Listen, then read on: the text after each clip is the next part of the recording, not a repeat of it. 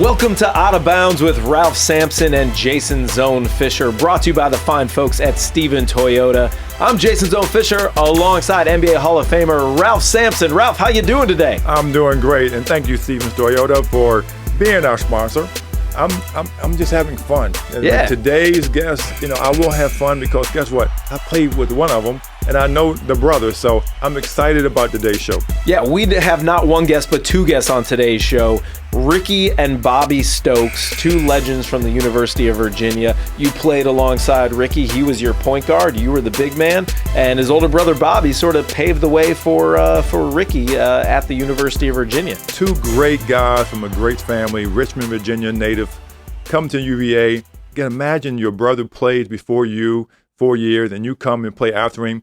I want to know which one was better. Yeah, well, Ricky holds the record for most career games played at the University of Virginia. And I did not know that. You told me that. I did not know that. I thought I did, but he played more than I did and had a better success record. I know. Sorry to break the news to you, Ralph. You can't have every record, well, Ralph. I got a lot of wins with him, so I'm happy. I'm exactly. happy. Exactly. Yeah, you guys were quite a pair there in your days at UVA. You were the number one seed all 3 years that you played together in the NCAA tournament. Well, a great cast. So Ricky was part of that cast of characters. I can remember just having to outlet the ball to Ricky. I didn't have to run past half court because I know he had the speed to go down the court and get a layup. So I'm looking forward to today, and exciting for me. I can't wait. Well, they're going to be joining us. They're actually calling in. I believe Ricky is joining us from Detroit. His brother Bobby's in New York City. We're coming to you today. We're taking us all over the country this episode.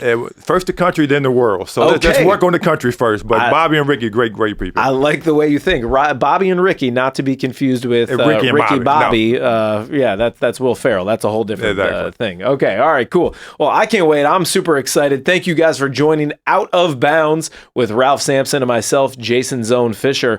This is going to be a fun one today. It's a family affair here on Out of Bounds. If you're thinking about buying, you better see Ryan. Hi, I'm Ralph Sampson for Stephen Toyota. With a tremendous selection of new Toyota cars, trucks, SUVs, and a lot of great certified used Toyota vehicles in stock. Plus, we have a team working hard to get your credit approved and more for your trade. If you're thinking about buying, you better see my friend Ryan. Stephen Toyota. Shop today, South Main Street, Harrisonburg, and StephenToyota.com. And be sure to tell Ryan that Ralph sent you. Stephen Toyota. Okay, you guys are in for a real treat today because we have not one, not two, but three University of Virginia legends here all at the same time. We are joined today by the brothers Ricky and Bobby Stokes, who played at the University of Virginia. And Ralph, you got a chance to play with Ricky and have known Bobby for a very long time. Tell us a little bit about them. Oh yeah, I mean, played with Ricky, known Bobby. I used to go when I was being recruited by Virginia to watch Bobby, Mike Owens, Garland Jefferson, the crew play.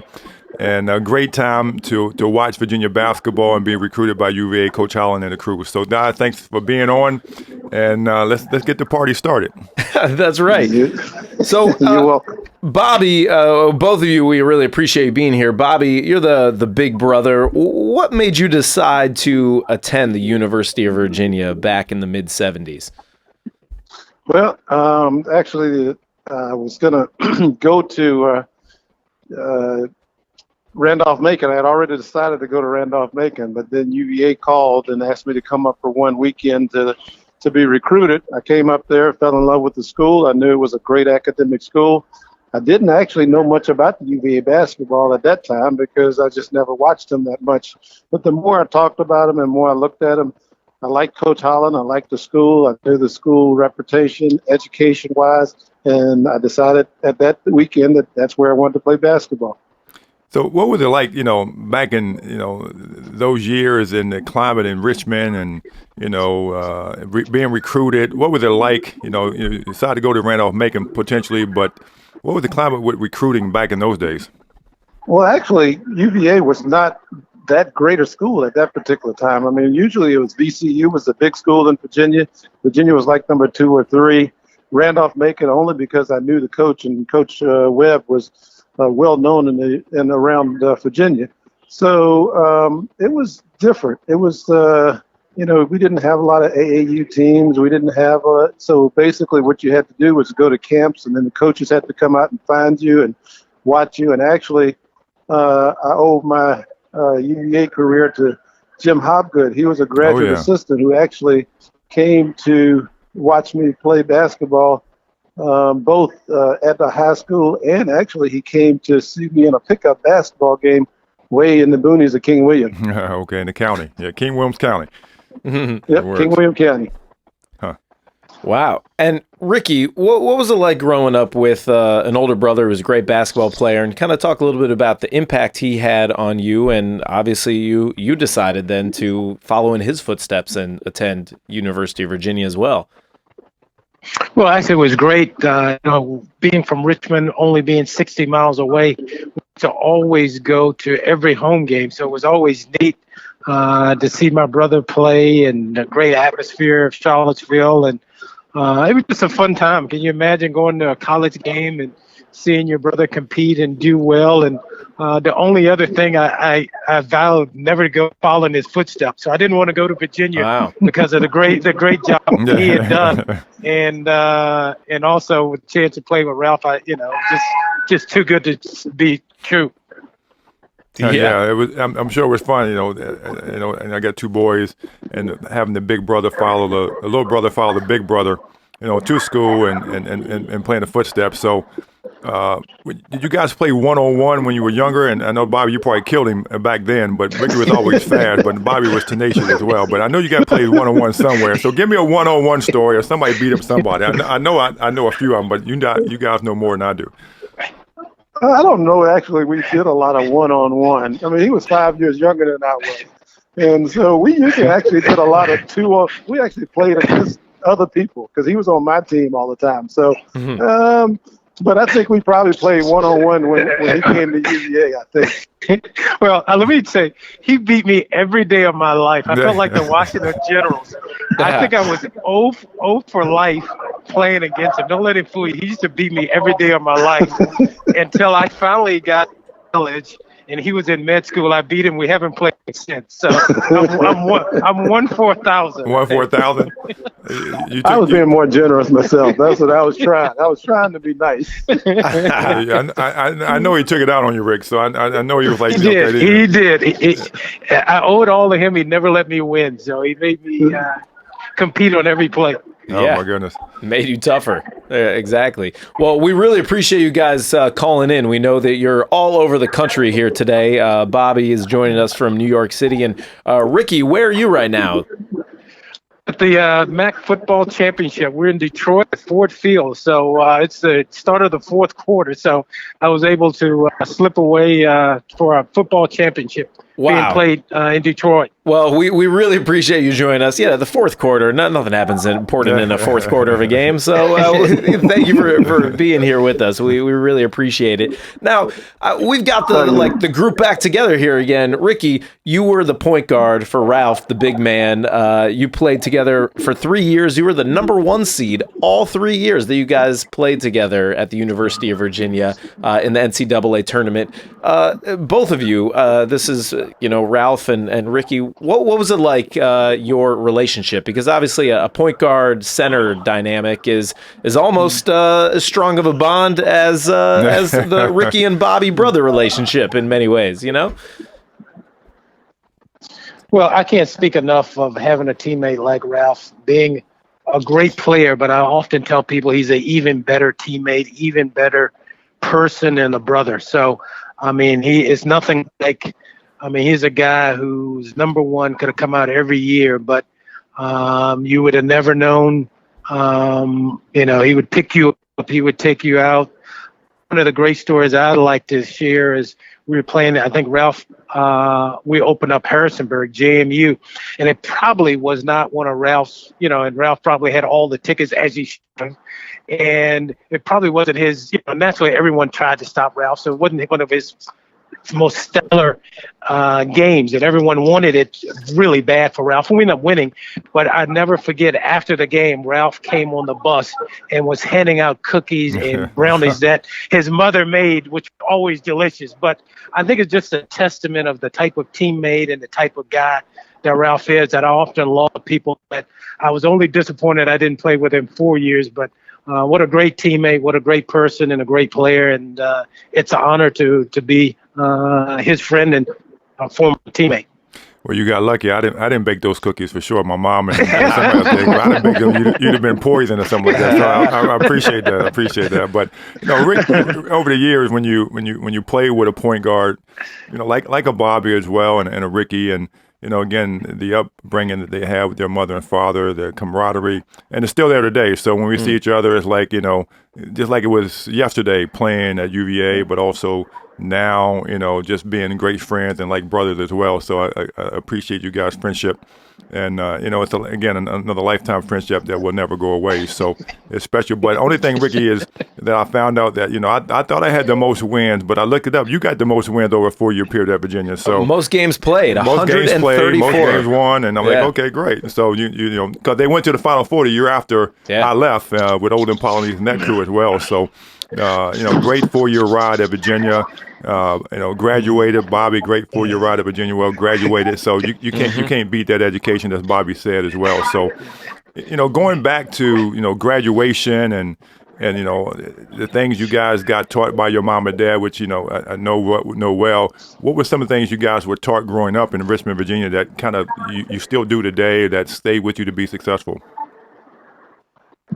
Well, for me, I think the most thing I could take away is that they always told us to work hard, no matter what you do, and always look forward to tomorrow.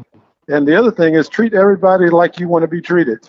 Never take anything for granted. Work hard. Nothing's going to be given to you.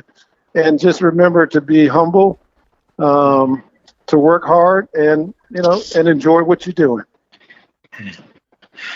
Yeah, I would concur with that. And I think family is big. I think Ralph's touched on it. And I think work hard and family. And I think I tease Ralph. I probably call Ralph's sisters, Joyce and Val. And more than you call me, so it's good. More than I call Ralph. So, I mean, it was a great time to be just family, Mr. and Mrs. Sampson and the Wilsons and the Edelins. It was a good group of guys, but it was also a good group of family that I can't say enough about everybody's families and their siblings, and it was a good group to be around.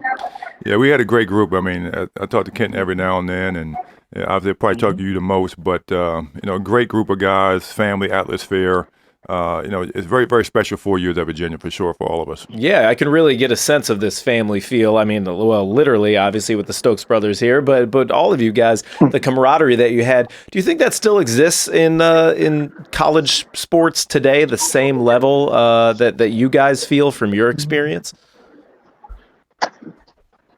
Well, I don't know. I think I think that back in the day when we played and when Ralphman played, that it was just a different atmosphere. I think everybody played with fun, and I think you got to know each other. You spent 4 years with each other, or in our case, I spent 4 years at university, then 1 year with Ralph being a graduate assistant. In 4 years, I was around UVA basketball because I was in med school, and Ricky and them were playing, and I just felt like I was still part of the team.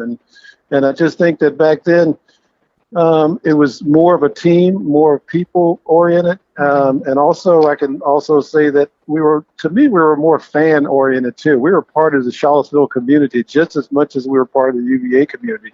Mm-hmm. And now that I'm back in Charlottesville, I found that those same people that I knew way back when in the day are just as much part of a family and just feel very special to us now as they did way back then. Do you see that with Coach Bennett and UVA basketball now, and Ricky, other teams and college universities, that same likeness, same camaraderie with the city, with the university now that we had back in those days? You know what? I think so. I think UVA allows you to be all that you can be. Naturally, it's a great institution. But you intertwine in the fabric of the university. You can join whatever you want to do, and I think we took part of everything. But I think college athletics have changed somewhat. It's more corporate. Guys are practicing more. I don't think it's any worse, but I do think the times are a little different. Coaches spend more time with the players. I think we had a little more free time and. I guess we're just older or whatever. I mean, we were a time before we had study hall. Right. You know, I often marvel. We used to drive to the airport to catch a flight. You know, those days are no longer where, you know, your every minute, every second is monitored. I think in today's college athletes, I think back when we played, we had a little more freedom, which I think allowed us to be a little closer together, personally. Yeah, because I also remember back in the day too that after we finished playing basketball, we also were part of the university. We had softball teams, we played on intramural teams. We had a lot of different things that we did outside of basketball also to make us much closer and much more of a family. Yeah, I remember those Ralph lovely softball games. Yeah. Yeah, Ralph was a pretty good softball player too. Well, you know, I didn't like to run the bases, just like I didn't like to run the 3 mile track in the morning. I tell everybody all the time, I'd be going out from University Hall, and Ricky and them be coming back, and I'd be still a half mile away. So those were special mornings. Yeah, you remember those days for sure. It's kind of crazy. But I could hit a softball. and because I didn't want to run the bases. Wow. Got a big strike zone. I did. Yeah. Okay, gotta make sure you connect with that. So, guys, tell me, Ricky and Bobby, tell me a little bit about what the University of Virginia means to you today. Wow. I think University of Virginia means a lot to me. I mean, you know, coming from a small school, I had 500 kids in grades 8 through 12. In my school, I go to University of Virginia that had thousands of people. It opened a lot of doors for me. I travel a lot of places, and it allowed me to get a great education, and it allowed me to fulfill my dream of becoming a family practice physician. So university is real dear to me, and it's great academic, great friends, great times.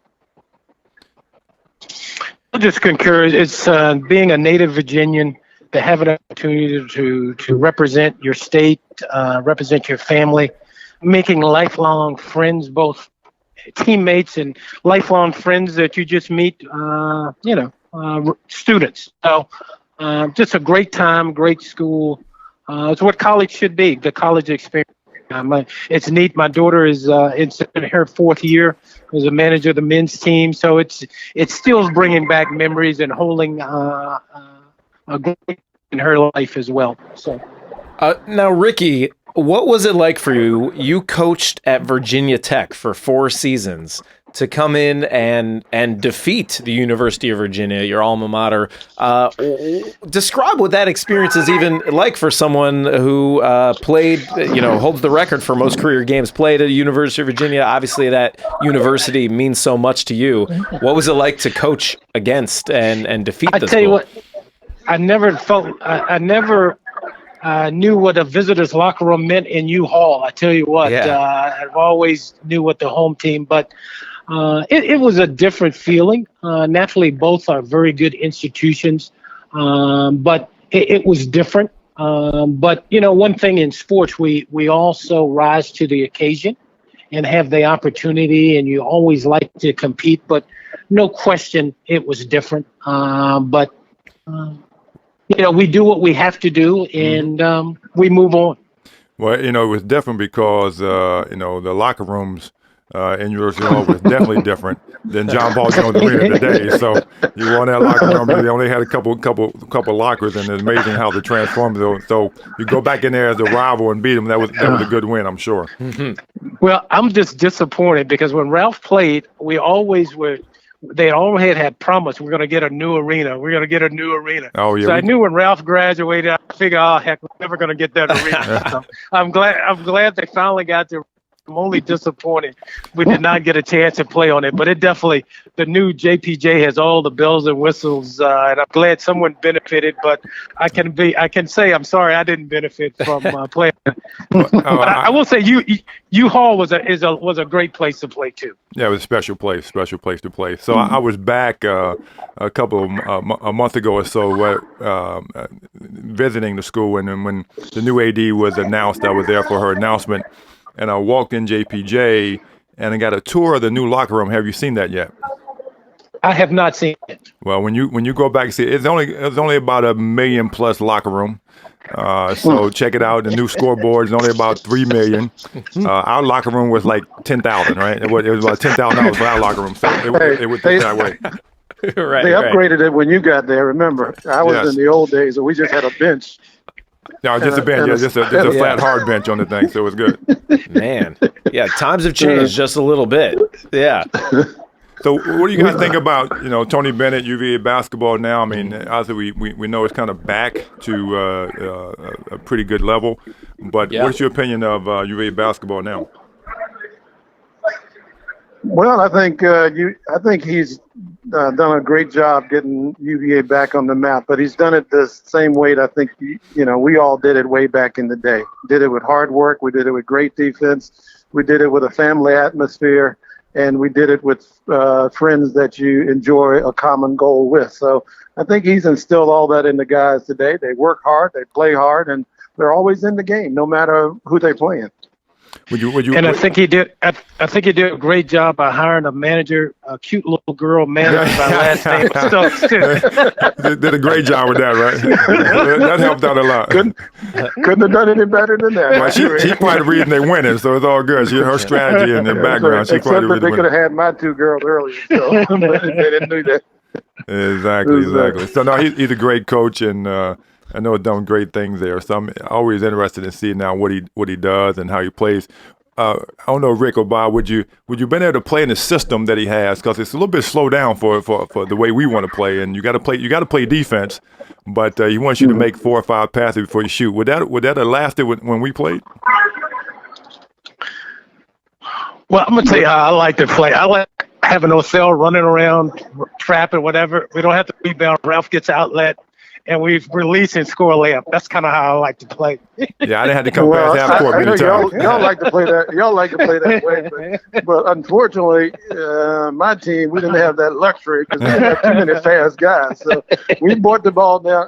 We didn't do that many passes. It was basically bring the ball down, pass it to Wally, let him shoot, go play defense. Come back, and then Wally graduated, was bring the ball down, give it to Jeff, let him shoot it, you play defense. Right. That was pretty much all we did. So you got a couple shots. We got a couple of shots, and we stole a few, and the problem with us is, you steal, you get on the fast break or something, and then you'd be the only one because the rest of the guys are still all the way back. They were so daggone slow. Exactly. At least with y'all have 4 or 5 guys that can run up and down the floor and take it and make it a fast game. Well, And Ralph, I don't think they realized that you could handle the point guard position, and you could also lead the break. Well, when you were double and triple teamed and couldn't get the ball and had to go get a rebound, sometimes you got frustrated and take it up the court. But I had the luxury of being able to do that, but also had the luxury of Ricky and Othell. Sometimes I didn't have to go past half court. I just could rebound the ball and okay, they got it. And I know Ricky's blazing fast, so it was good. But give me a basketball story from the Wally Walker years, Bobby, but also Ricky from our years that no one would know about. Game that no one would know about, something that no one would know about. Yes. Well, I guess in the circle that we had, we were, the year that we won the ACC championship, we were staying in a hotel about 30 miles from the gym, and we got ready to go to the game, and then suddenly the manager could not find we were all going in little private cars to go to the championship game. And he suddenly realized when we get ready to go to the game that he had lost all the keys to every car that we were supposed to go to. So we had to bum rides actually to get to the gym to play the championship basketball game. So I think a lot of people, and then also he lost our we used to get like a $5 after every game to buy a meal. $5. They didn't provide meals for us. $5. $5. That was, and actually you had $5 that you could also do your laundry with for the month. So that was about the extent of what we did. So he actually lost the keys and lost the money. Oh man! To the game. Wow. So we won the game. So I guess that so he actually next year lost keys and money to every game. Yeah, exactly. that was played in when they played in Landover, when they played in Maryland, right? Yeah, Kept that saying. was the first year it was played outside the state of North Carolina. It was Right. it was in Landover, Maryland. And that was against North Carolina? We actually came in the probably the lowest seed, and we beat 3 high seeds 3 nights in a row, and walked away with the championship. But Gotcha. and played pretty well, given our talent level that we had. Oh yeah, it was a good. Yeah, I'd say good so. time. Yep. Yeah, absolutely. How about you, Ricky? Do you have a story? You know, Oh, from your man. days? Someone. I don't know if I mean, we have tons of stories, but probably my most vivid and great story, you could go 2 Final Fours, but I think the Georgetown game and I don't know if it's a story, but just the atmosphere, Sampson versus Ewing, Landover, it was just, they were just big. They were a bad team, and we were, they had the black hats and we had the white hats, and it was yeah, definitely.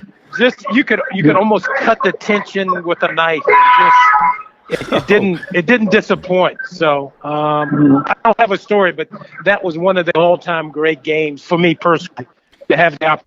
So at least you didn't bring up the Chaminade game, because everywhere I go sometimes, whatever, they bring that freaking Chaminade game up. No, I stopped there. I stopped it at the Chaminade. You stopped that, but that Ewing game, and we were taking off going to Alaska and Japan at that point in time, which was crazy. And then came back to Chaminade. Yep. Yeah, it was crazy. So from that standpoint, but so Rick, give them, because everybody asks the stories as well, and say, off the court, we got some great stories as well. You kind of know the one I'm talking about when you got this little scratch on your forehead. But off the court stories with the camaraderie that we have. Give me some flavor about anything that we did off the floor that we can talk about, and won't incriminate ourselves about anything we did at UVA while we were there. Off the court, it was a cast of characters. It's so funny. When my daughter said she wanted to be a manager, I said, "Oh my God, no!" 'Cause I could have just imagined our team against the managers. It was fun, a good-natured fun, I guess. So, but I guess they're a little more businesslike. But probably one of the more funny stories off the court, Kenton Edlin. I think everybody knows Kenton. Kenton was not a good free throw shooter. So after the practice, he would go and practice shooting free throws with a coach. So we would get up in the stands and act like we were rebounding for Kenton. Just he was one of the worst free throw shooters, and we would make fun of him. It's just things that you do as a teammate. And ironically, in the Eastern Regional, Kenton made a steal and laid it up, and he had a chance to go to the line to make a free throw to go to the Final Four, and he did. So ironically, what a great story of good teammates making fun of a guy, and he persevered and made free throw to send us to the Final Four. Well, just a good story. That probably helped him out, because Duke, we call him Duke. He could not buy a free throw. So he couldn't buy a free throw. He could block a shot, but he couldn't buy a free throw. That's for sure. That's for sure. So anyway, yeah, that's perfect. And that is about as G-rated as we can get. Exactly, right? exactly. Right. There's some other things we'll keep to ourselves. It's good. It's good. For those of you just tuning in, you're listening to Out of Bounds with Ralph Sampson, and I'm Jason Zone Fisher, and we're talking today to 2 great University of Virginia legends, brothers, Bobby and Ricky Stokes. Bobby coming to us from New York City, which you can tell from the taxis you're hailing in the background there, and we got Ricky, who is coming to us from Detroit today. So we are bringing this thing all over the country. Ricky, you're currently we can tell it's New York City. Ricky, Yeah. you're currently the Associate Commissioner of the MAC Conference. Is that correct? I'm Associate Commissioner of Basketball, correct. And tell me a little bit about what your role is with the MAC Conference. What does that mean exactly? Jason, my role is anything basketball related. Naturally, we're a conference located in Ohio. Most of our schools, half of our schools are in Ohio, but I do everything basketball related. What that is conference scheduling, with our basketball coordinator, oversee the officiating, deal with our coaches, administrators, any problem that arise within conferences comes through our office. I help decipher and determine, whatever actions. So just anything. I deal with NCAA. Yeah. I deal with television games that are televised. So anything that has to do with basketball for our conference. So you live and breathe the MAC conference now, but do you still, go out of your way to catch as many UVA games as you can, or, to pay a little closer attention to them than most schools? Absolutely. My daughter, always after game texts me, and I have to get on my iPad and follow the scores, and got a chance to see them in Brooklyn. So as many times as I can, I'll try to follow them. And television is a wonderful thing. Yeah. Now, do you Skype her? Because some of these calls we have, you know how to Skype? FaceTime, Skype, Messenger. Yeah.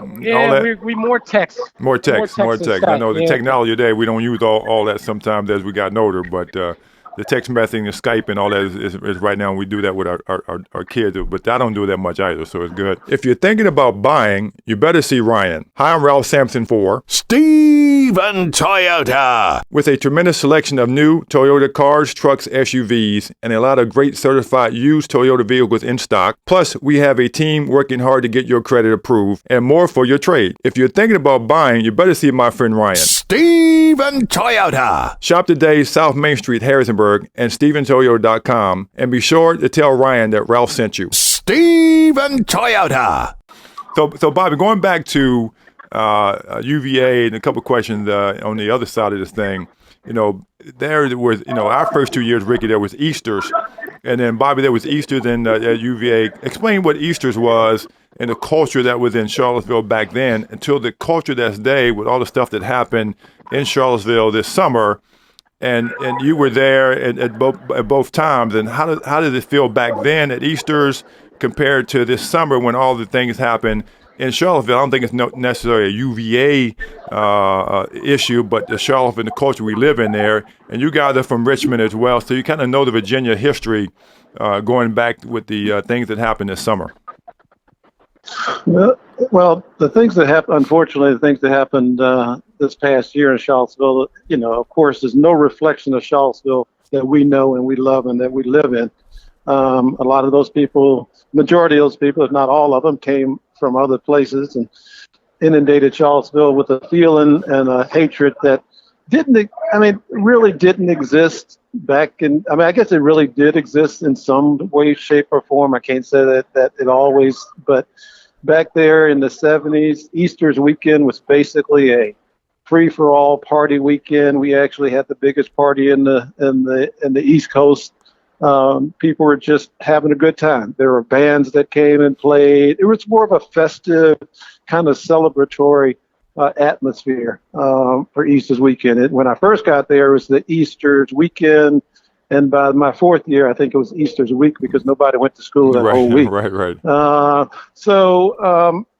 And we did have our little struggles in Charlottesville when I first came there. Like any other growing community that's changing. We had at that time President Herford, who was the president of the university, belonged to Farmington way back in the day, and that was not the most inclusive place in the world. But he did the right thing, and he resigned out of there. And things change, and things get better. I think back in the day we had more social issues that we were dealing with, but for the most part, the university was very receptive.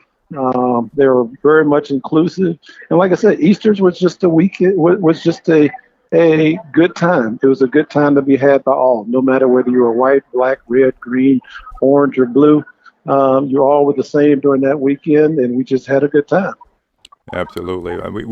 We got to experience it 2 years while I was at UVA as well, and it was a fun time as well, and very festive moment. And like I said, I was around the summer in Harrisonburg when that stuff went down this summer at UVA, and no reflection on the school or the culture or the people that live in UVA or Virginia. There's people that came from other areas that kind of infested in that market and did some crazy stuff. So I know it almost made us kind of mad at the people being in Charlottesville. We kept saying, this is not Charlottesville. This is not us. Right.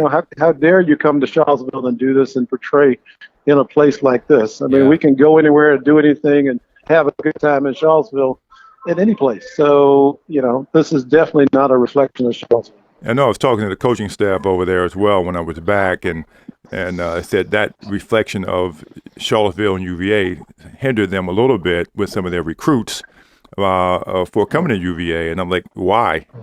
But it is what it is. But as we know, it's a great school academically and athletically. Tony Bennett's a great coach. The football program's turning around. And what a university to be from, and at least have graduation, a diploma from that school, which we all are proud of. Yeah, absolutely. Bobby, were you in Charlottesville this summer when all of that took place?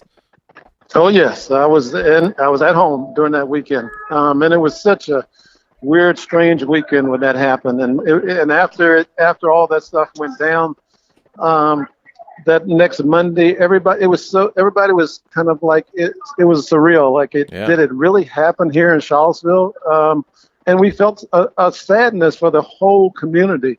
But then again, we looked at it as, I mean, other places have had much worse tragedies than we experienced some difficulty there, and they rose to the occasion. And I think as Charlottesville and the university, because the university did step up and the students stepped up, and because if you remember, I don't know if you remember, but they actually marched up the university right through the lawn, which is one of our kind of sacred grounds kind of thing, trying to promote their agenda. And actually, university stayed strong and supported the community, and the community made them stronger. So I think in the end, it just showed us the resiliency of Charlottesville, just like the resiliency of Boston or resiliency of anything else that's happened.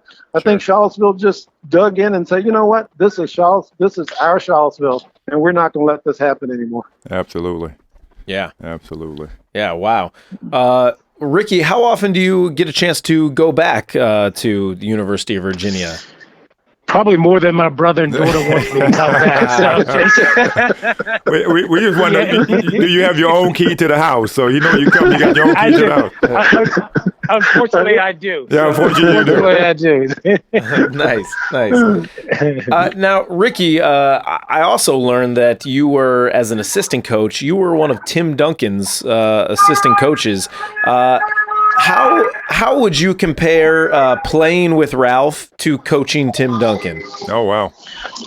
I would say I've been very blessed. I tell people all the time. I mean, what more can you want those two guys? I mean, having an opportunity to play. Both of them are great players. I will say both of them are great workers. I've never seen the work ethic between Ralph, unbelievable. Tim Duncan, unbelievable. The thing that I think separates, both of them, they are very coachable and they listen. I think a lot of times in coaching, people have a lot of answers, but it's nice when both Ralph and Tim were great players, but they also were very coachable and they worked harder. I can say this about, they worked harder than anybody else. And when you have the talent and you work hard and you're a good person, you get those two products. So. Two great players, two great people. Yeah, I've just been fortunate. If we had a better weight room at UVA back then, we'd have worked a little harder. we had a weight room that was like 1,000 square feet with every sports team in the weight room at the same time. And now they got their own individual weight rooms and their own locker rooms and their own practice courts. So it's crazy. So, Bobby, what are you doing in New York City right now? Actually, I'm just visiting my daughter. Okay. She wanted us to, I'm visiting my daughter, and she wanted me to come up and visit her. She works up here. She's been working since she graduated from university back in 2010. So we drove up and just spending some quality time with my daughter. Well, it's a nice time to the other one up too. Great time to be in New York around the holidays. It can be a little loud, a little cold, but there's nothing like New York City in December.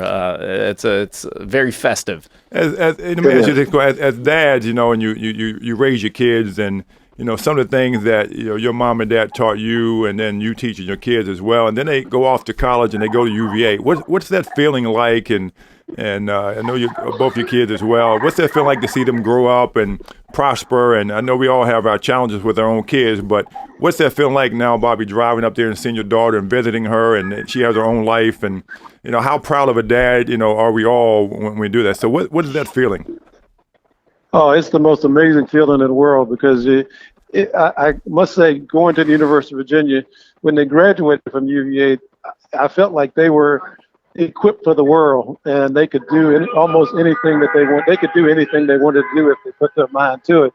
And just watching them graduate, then come and get a job right out of school, which was very hard to do. Excuse me for all the traffic, but just to get, to come out and get a job right away from school. Actually, all of them got jobs before they graduated, and then to watch them come up and just grow and mature and just take the world by storm just makes me proud as all get up. Huh.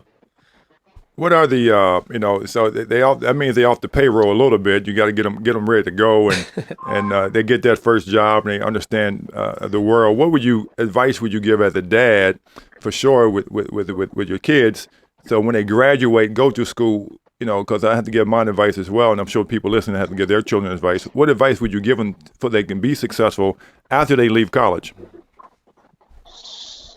I think the same thing that our parents gave us. Basically, you continue to work hard. You continue to keep your eyes open. You look for opportunities, and when the opportunities arise, you go for it. Try not to be afraid of the unknown. Put yourself out there. Be humble.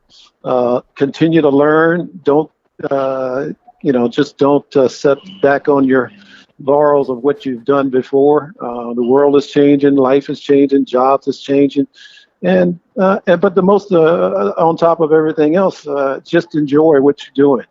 And the last thing I try to tell them is, you don't need anything new. And if you, the other thing I told them, if you need something, do you need it now? Can it wait?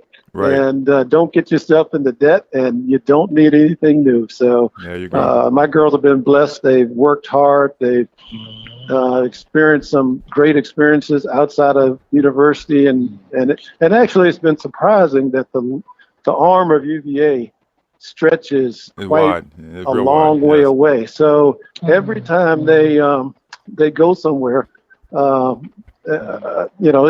run into somebody who's been part of the university, and when they have that degree behind them, it's like, it's not that doors open up, it's that the doors kind of just appear, and it's up to them to take that next step. But it's amazing of how many people have graduated and are willing to to help somebody that's graduated from the University of Virginia. Mm-hmm. Yeah, we have a great network of alumni. I see it all the time traveling around the country, and it's vast. So it's just a matter of connecting, and where'd you go to school, and where'd you go to school, and all of a sudden they get a dialogue. They talk about their university experience. So it's a great situation to be from. Well, it's been a family affair here today on Out of Bounds with the University of Virginia family and the Stokes family. Let's go out maybe with. Right after I hail that cab, with one more basketball note here, because that's what a lot of our listeners are, live and breathe. Ricky, what's one thing that you always looked up to your brother Bobby, both in life but on the basketball court as well? Something maybe that you aspired to. And then Bobby, what's one part of Ricky's game that you were just always jealous of, that you wish you had too?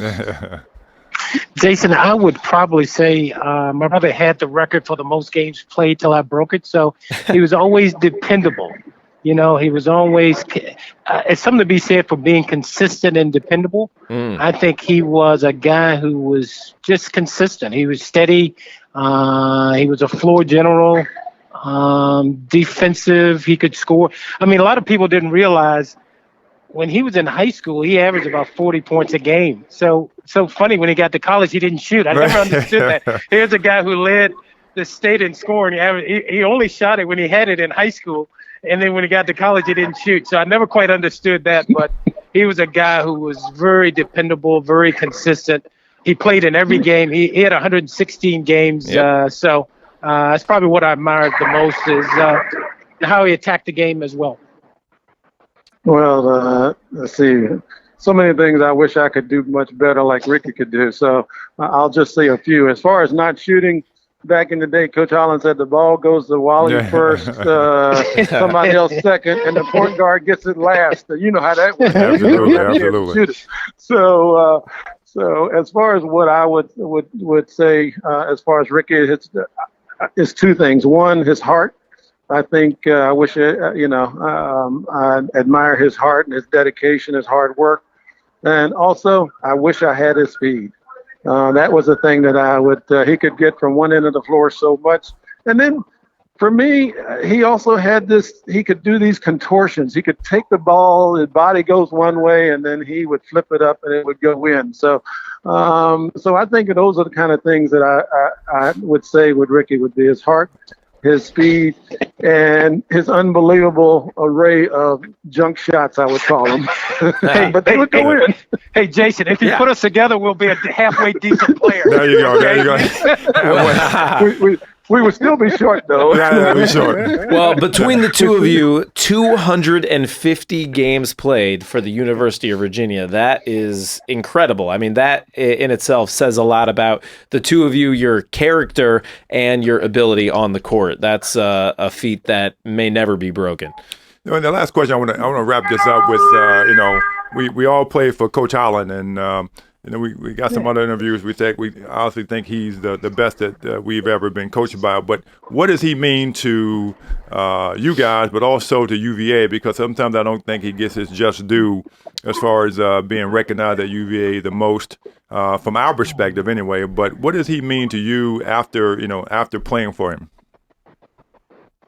Oh, that's a tough one. I think he means so much. He was like a father figure to us when we played. He was a mentor, not only as a basketball mentor, but also the way he knew everybody. He made everybody feel comfortable, made everybody feel part of the family, no matter where you came from. I think Coach Holland did still in us a family affair kind of thing. But I think the main thing is he also was a person of great character, and he cared about us all, not only as basketball players, but young men and also our families after we graduated. Absolutely. Well, he didn't let us. He didn't let us live in his house like you did. Ralph. He still was He still was a pretty good guy. I didn't have anywhere to stay, so he let me live in the basement. So it's good.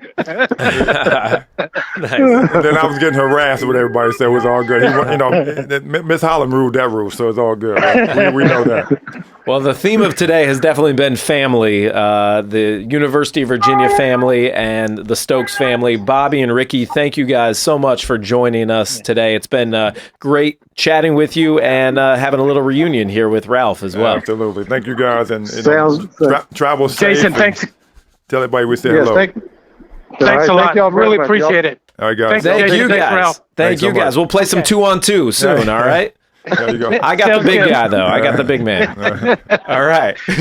All right. Thanks a lot. All right. Thanks, guys. Thank you. All right. So that was Ricky and Bobby Stokes, 250 games played combined. That's crazy. Unbelievable. 134 for Ricky, 116 for Bobby, 250 games played at the University of Virginia. Wow. That's incredible. I mean, that's unheard of. Two guys, brothers. They about the same heights as well. Yeah. Ricky was a little faster than Bobby, but I didn't know Bobby scored that many points in high school. Yeah. And then come to Virginia and he becomes a passer. But great players, great people, great family.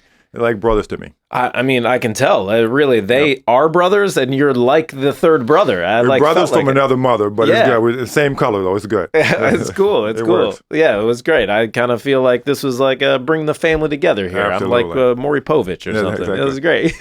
Nice. Well, this was a blast, and thank you all for listening again to Out of Bounds with myself, Jason Zone Fisher, and of course, Ralph Sampson.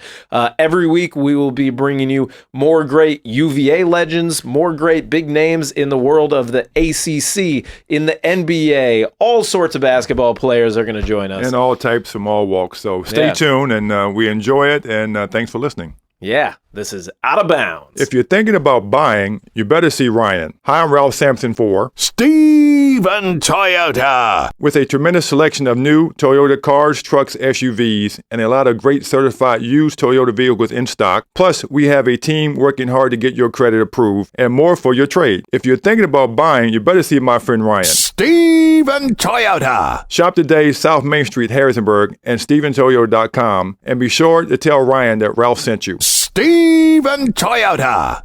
And coming up next, our tip of the day from Coach Lamont Goings. Hey, Ralph, thank you so much. It's such a pleasure to always be on Out of Bounds. And again, Coach Goins here with the tip of the week. And we have a 2-word process that we're going to be talking about. Again, a 2-word process. So, say, Coach, how'd you come up with that tip of the week? It's just because, as I was sitting around in the think tank and I was really trying to be able to, really bring something that I know that's going to be beneficial, and 2 things that popped in my head.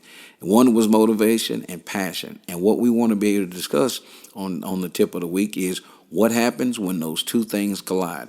Not just because, motivation and passion makes, gives you the ability to score the ball or give you the ability to defy gravity.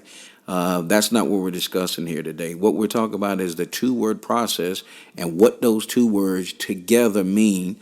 And again, is my great friend Ralph always talks about with his foundations, Winner Circle, it takes teamwork to make a dream work. So when you put the motivation along with the passion, the sky is the limit. It equals greatness. So Webster defines motivation as the process of giving someone a reason for doing something, the active process of motivating someone. So what motivates you as a player? What motivates you as an individual? You look at all great individuals, former President Ronald Reagan, Dr. Martin Luther King.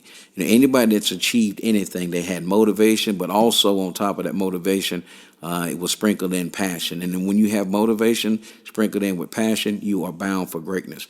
So what do you want to do in order to understand this 2-step process? So, and that's what we just want to, touch a little bit on today's segment. So after you go to, you think about it, it's basketball seasons, and you get in the gym and you start working, and then you find yourself, after about a week, you made the team. You made the team last year. You pick your shoes, and so now all of a sudden, coach says we got practice at Saturday at 10 o'clock.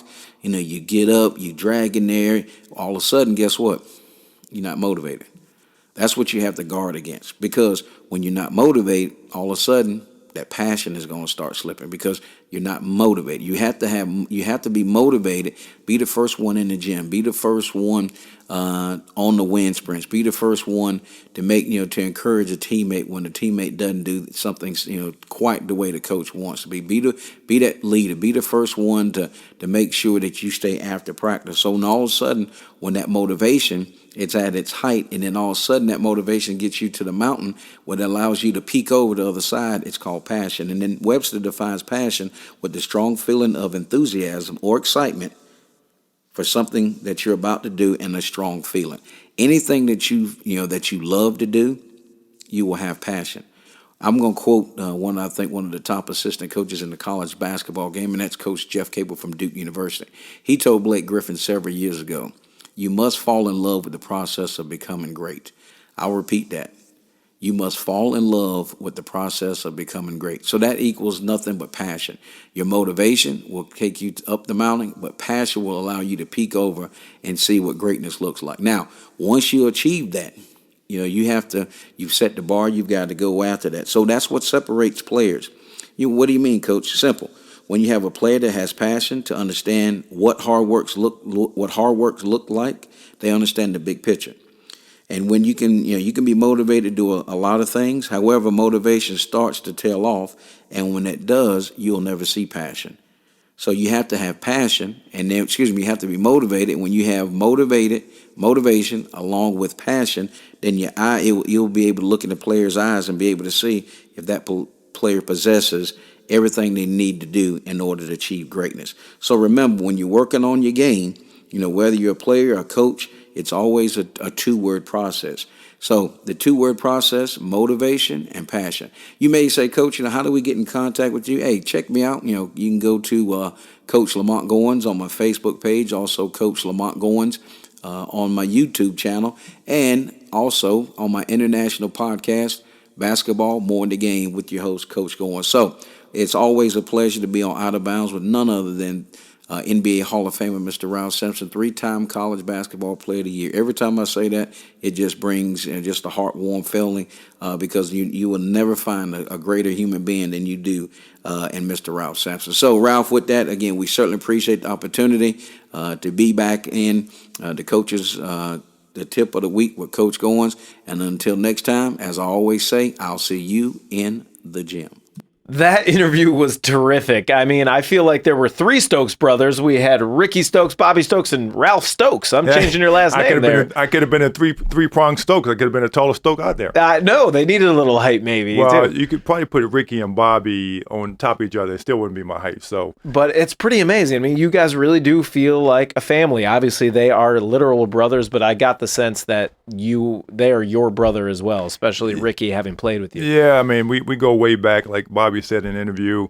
Hey, look, he was there for 4 years before. He was there afterwards as a coach with me and Ricky the first year, and then he stayed and went to school to become a doctor. So he was around for the whole time we were there. So it's like a family. That's really cool. I mean, this is a brotherhood of basketball. Absolutely. And, thank you for letting me be a part of it here today.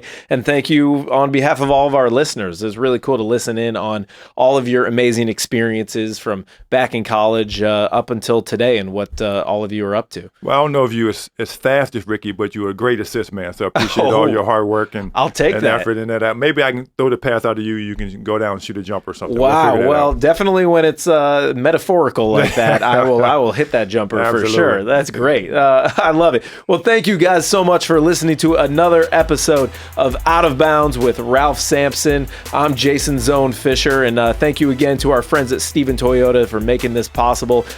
Tune in next week, same time, same place. We're going to have another incredible guest. I can't wait. I already know who it is, and you guys are going to be very excited. That's what we call a teaser right there. Absolutely. Yeah. It's going to be really fun. That's right. Well, thank you, Ralph. Have a great week, and we will see you guys here, same time, same place. And if you want to find out any more information about Out of Bounds, be sure to check out online, lionfishentertainment.com. And that's lionfishentertainment.com, and we'll see you out of bounds.